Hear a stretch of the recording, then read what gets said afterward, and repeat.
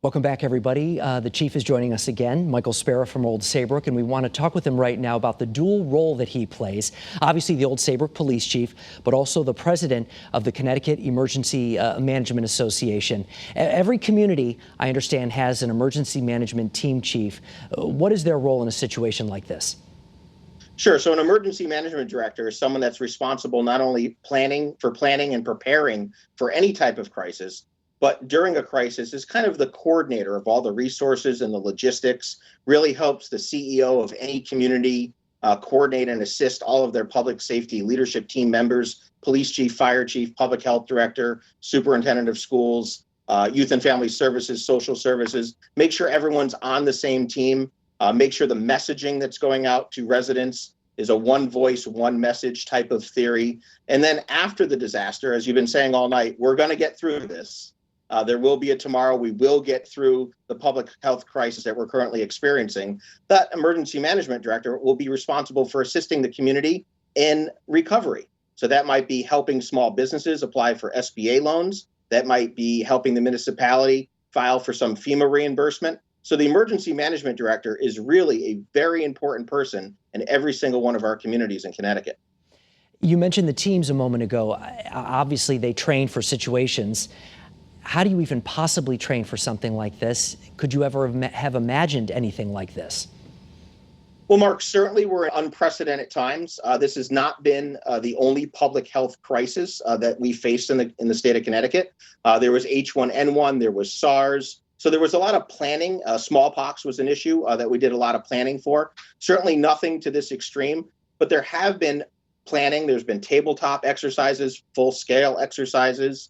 And that has helped us prepare. Yeah, I guess everyone's in it together. That's an important message right there. And we're seeing more and more people right now wearing masks. I saw them today when I was in the supermarket. A month ago we would have thought that was unheard of, and now you see it more often. Do you feel like you have the supplies that you need or will need? Yeah, we don't, Mark. And that's kind of one of the most concerning things about the crisis that we're in right now.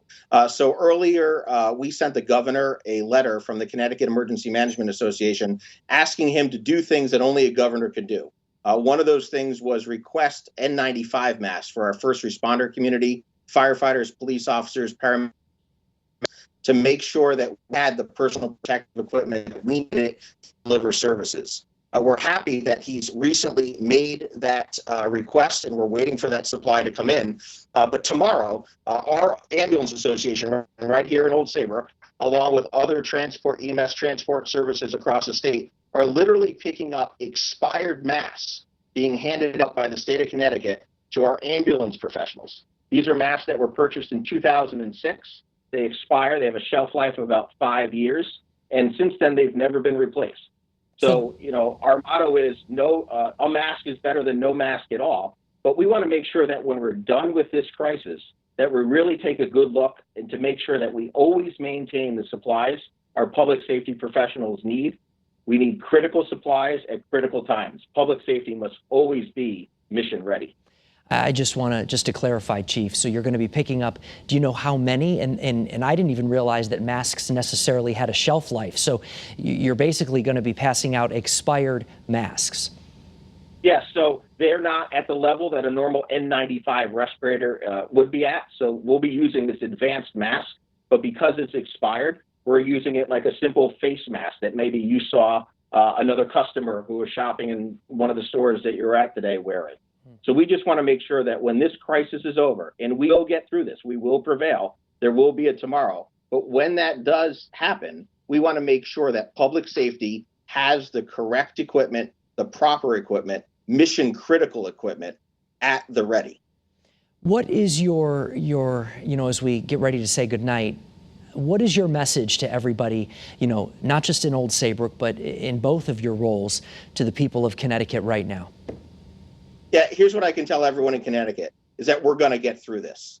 Your public safety professionals, your public health professionals, your state leaders, we are all in this together and we will prevail. So we are thrilled in the emergency management community to be working with state leaders at the State Office of Emergency Management. Our commissioner, our director, the team that's up there is a team that we enjoy working with, a team that we trust. And together, with working as one community, one team, one community, we will all certainly prevail, and we will get through the public health crisis of 2020. Well, Chief Michael Spera from Old Saybrook, we appreciate you joining us tonight. I do want to mention, the wonderful men and women in your department, but in every department here in the state of Connecticut. You are all on the front line of this, and what potentially could take place over the next week, 2 weeks, however long. They're going to be right there, having to work hand in hand with each other and with those who need them the most. Absolutely. So public safety, public safety professional, police, fire, EMS, they have to worry about their own families, but we also have to worry about everyone else's family. And that's why it's important to make sure that we always have the funding and the equipment needed to be mission ready at mission critical times. But Mark, we will get through this. Public safety will be there for our citizens, just like we've always been, and we will prevail together. One community, one state, one team. Okay. Chief Michael Spera from Old Saybrook, thank you, and thank you again to the men and women in your department and to the men and women all across the state of Connecticut working right now and around the clock to keep us safe. We certainly appreciate it, Chief.